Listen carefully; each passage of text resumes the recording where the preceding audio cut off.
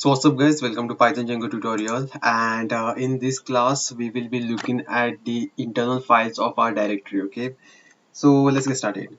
So basically when you'll be creating one directory, this is the kind of a structure that will be created. Okay, so basically you can imagine your directory to be arranged in this manner.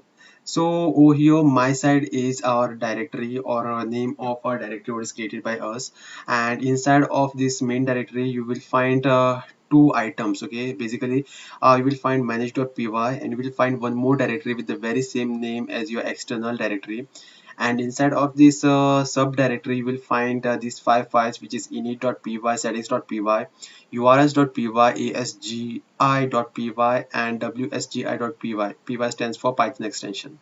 Okay, so basically all of these are Python files. Next, let me just tell you in brief about all these things. The outermost a folder, it is known as a root directory. It is a container for your project, by the way, and whatever name that you give to this project, it actually doesn't make any difference to Django. You can give almost any name. You can even name this directory in your name. Okay, and after that we have this manage.py file. It is a command line utility that lets you interact with this Django project in the various way. Okay, so when I'm talking about the use of this manage.py, execution of your apps, then running of the server and everything takes place because of this manage.py file. Next we have this inner directory, which is actually the Python package for your project. Okay, its name is same as that of your external file, and you will need to use to you will need to use to import anything inside of it. So basically my site.urls file over here is important. Next we have the init.py file. Okay, so when it comes to the init.py file, it is basically the empty file. You will find nothing inside of it, which tells Python that this directory should be considered as a Python package. So you have nothing to do with this. We won't be making use of this file. It is just there inside of our directory. Next we have settings.py.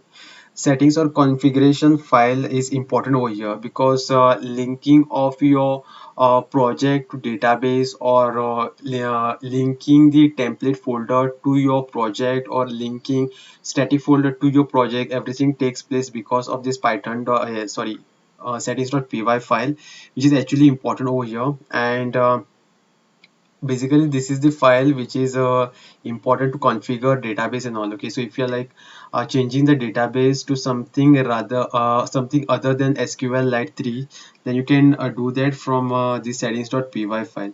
We will be looking at all these files in details in our course, but as of now, for your for introduction purpose, I'm introducing you guys to these files which are actually important and which we will be seeing throughout our project. Okay, so thanks guys for watching. This was all about Python directory.